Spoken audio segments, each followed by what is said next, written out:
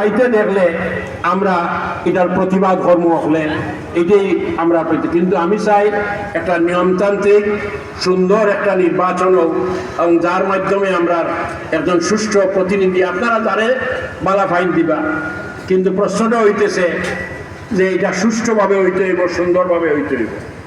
আমরা কোনো ধরনের কোনো রাহাজানিরে আমল দিতাম নাই, আমরা কোনো ধরনের মানুষের প্রতি নির্যাতন আমরা আমল দিতাম নাই, আমরা কোনো মানুষের কোনোভাবে ক্ষতিগ্রস্ত হোক এটা চাইতাম নাই।